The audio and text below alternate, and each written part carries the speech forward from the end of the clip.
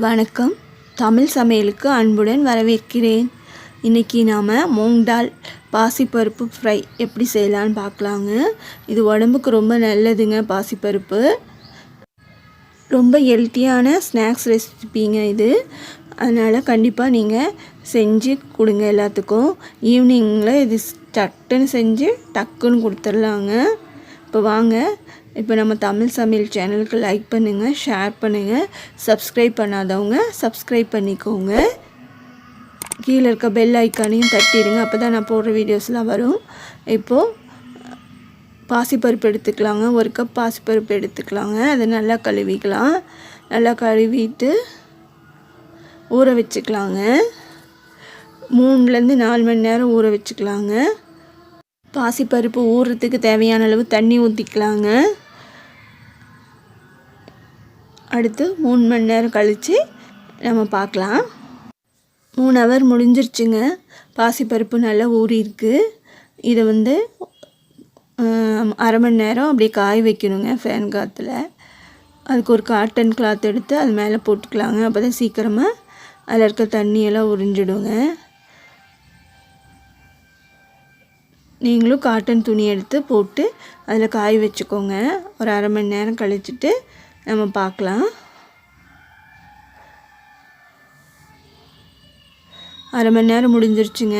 நல்லா காஞ்சிருச்சு, தண்ணியெல்லாம் போயிடுச்சுங்க.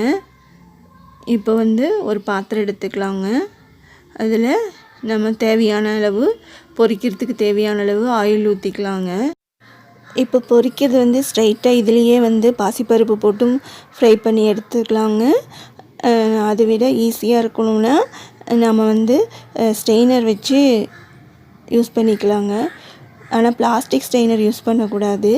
ஸ்டீல் ஸ்ட்ரெயினராக இருந்தால் ரொம்ப நல்லதுங்க. சின்னது பெருசு அந்த மாதிரி எந்த சைஸ் வேணாலும் வச்சு யூஸ் பண்ணிக்கலாங்க. என்கிட்ட பெருசு தான் இருக்குது, அதனால் நான் அதை யூஸ் பண்ணிக்கிறேங்க.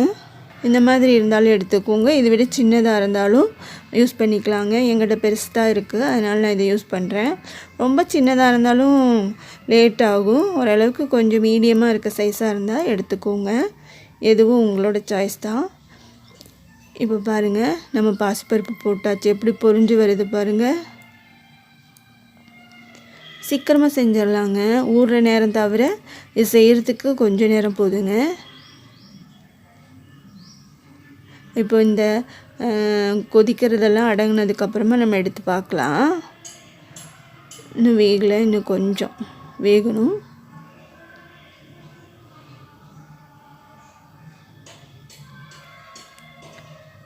பாருங்க, சலசலப்பெல்லாம் அடங்கிடுச்சு, எண்ணெயோட சலசலப்பு. இப்போ வெந்துருச்சுங்க, நல்லா ஃப்ரை ஆயிடுச்சுங்க. இப்போ ஒரு காட்டன் துணியில் போட்டுக்கலாம், இல்லைன்னா டிஷ்யூ பேப்பரில் போட்டுக்கலாங்க. அப்போ தான் இதில் எண்ணெய் இருக்குங்க, அதெல்லாம் ட்ரை ஆகணும். அதுக்காக நான் டிஷ்யூ பேப்பரில் போடுறேங்க. நீங்கள் எதில் வேணாலும் போட்டுக்கலாம். கொஞ்சம் கொஞ்சமாக போட்டு எடுத்துக்கலாங்க.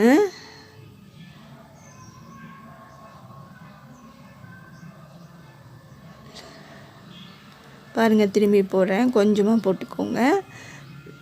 நல்லா பொரிஞ்சதுக்கப்புறமா எடுத்துக்கலாங்க. இந்த மூங் டாலில் அவ்வளோ சத்து இருக்குதுங்க. டெய்லி எடுத்துக்கலாங்க. பாசிப்பருப்பை லைட் ஃபுட்டாக யூஸ் பண்ணிக்கலாங்க. நம்ம வெயிட் லாஸ்க்கெலாம் யூஸ் ஆகுதுங்க.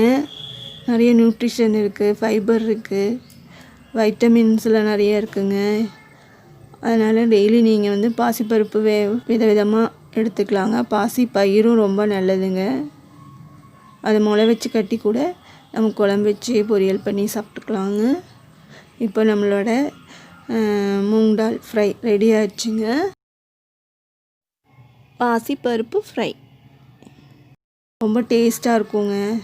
சீக்கிரமாக செஞ்சு குழந்தைங்களுக்கெல்லாம் கொடுக்கலாம். ரொம்ப விரும்பி சாப்பிடுவாங்க எல்லோரும். இதை கடையில் போய் வாங்கி சாப்பிட்டா அதில் என்ன கெமிக்கல்லாம் ஆட் பண்ணுவாங்க. ஆனால் இது நம்ம சுத்தமாக சுகாதார முறையில் வீட்லேயே செஞ்சலாங்க. வீட்லேயே செஞ்சு நம்ம சாப்பிட்றதுனால ரொம்ப நல்லதுங்க. இது வந்து நல்லா வந்து டிஷ்யூ பேப்பர் வச்சு அதில் இருக்க எண்ணெயெல்லாம் தொடச்சி எடுத்துடலாங்க. காட்டன் கிளாத்லனா சீக்கிரமாக வந்துடும், டிஷ்யூலேயும் நல்லா வந்துடும். நல்லா அமுத்தி எடுத்து தொடச்சி வேறு ஒரு பவுலுக்கு மாற்றிக்கலாங்க. பாருங்கள், பார்க்கவே நல்லா இருக்குல்ல. டிஷ்யூவில் நல்லா எண்ணெயெல்லாம் தொடச்சாச்சுங்க. இதுக்கு தேவையான அளவு உப்பு ஆட் பண்ணிக்கலாங்க. அப்புறம் கொஞ்சம் மிளகாத்தூள் ஆட் பண்ணிக்கலாம். காரத்துக்கு நான் கொஞ்சமாக போடுறேன், உங்களுக்கு அதிகம் காரம் சாப்பிட்றீங்களா கொஞ்சம் அதிகமாக ஆட் பண்ணிக்கோங்க. நான் வந்து 2 பிஞ்சு தாங்க யூஸ் பண்ணுறேன், எனக்கு காரம் அவ்வளோ பிடிக்காது, அதனால் கொஞ்சமாக ஆட் பண்ணுறேன். குழந்தைங்களுக்கு கொடுக்கும்போது கொஞ்சமாக ஆட் பண்ணி கொடுங்க.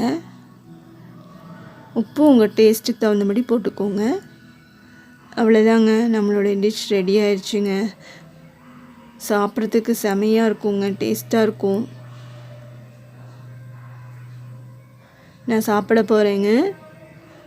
அப்பா செமையாக இருக்குங்க, நல்லா கருக்கு முறுக்குன்னு இருக்குங்க, நல்லா கிறிஸ்பியாக இருக்குங்க. நீங்களும் சமைச்சு பார்த்துட்டு உங்களோட ஃபீட்பேக்கை சொல்லுங்கள். தமிழ் சமையல் சேனலுக்கு லைக் பண்ணுங்கள், ஷேர் பண்ணுங்கள், சப்ஸ்கிரைப் பண்ணாதவங்க சப்ஸ்கிரைப் பண்ணிக்கோங்க. கீழே இருக்க பெல் ஐக்கானும் தட்டிடுங்க. நன்றி, வணக்கம், ஹாப்பியாக இருங்க.